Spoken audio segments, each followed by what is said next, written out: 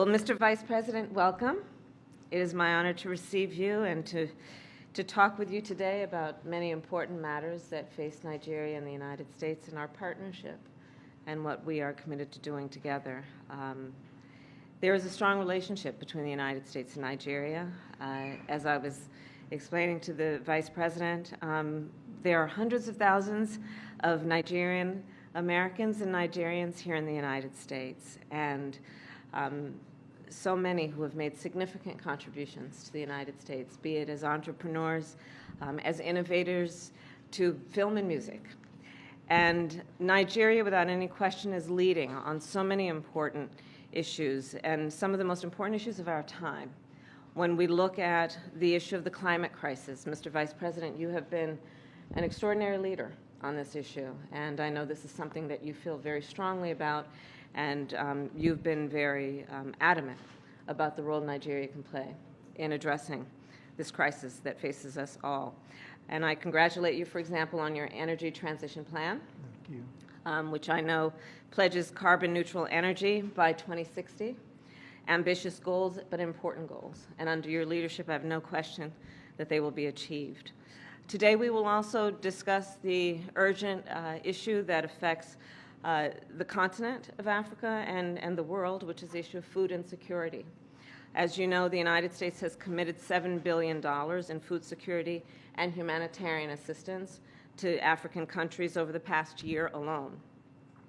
Nigeria has also been an important partner in upholding the international rules-based order, whether it is tackling the democratic backsliding that we've been seeing in West Africa or standing up for Ukraine at the United Nations.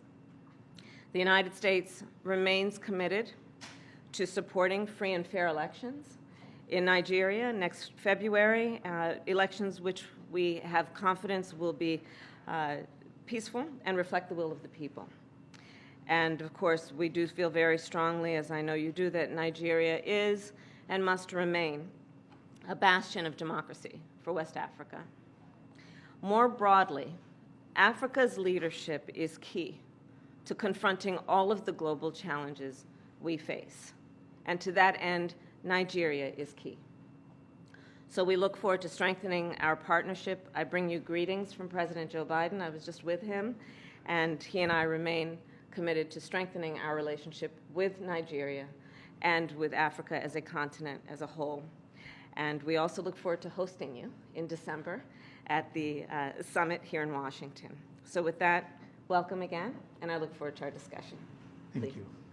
Thank you very much. I'm grateful, Vice President Kamala Harris, for receiving me here at the White House. And my visit is an opportunity to reaffirm the close ties that exist between our countries. The United States has been a long-standing partner and friend of Nigeria, and even as long ago as independence, the United States has been a very firm supporter of all of our aspirations, especially our economic and social development ambitions. The United States has always been with us. We also must appreciate the firm support that we've received from the U.S., especially in our fight against terrorism within our borders and in the Sahel.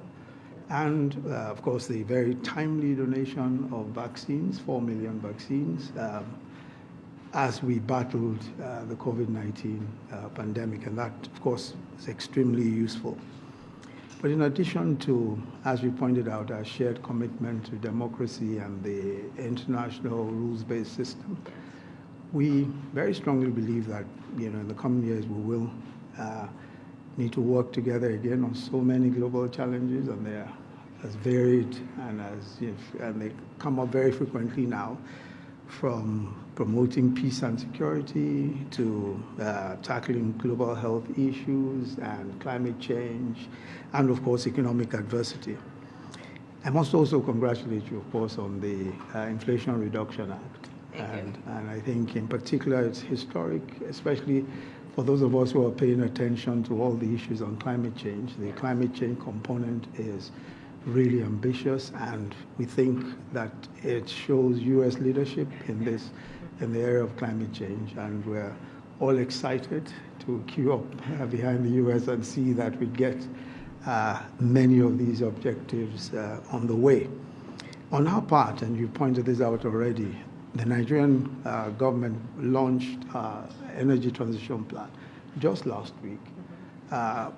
And this plan is important for us because for us we see energy, especially the climate crisis, as two existential issues. One, of course, the crisis. The second is the energy poverty and the energy crisis for us in our part of the world.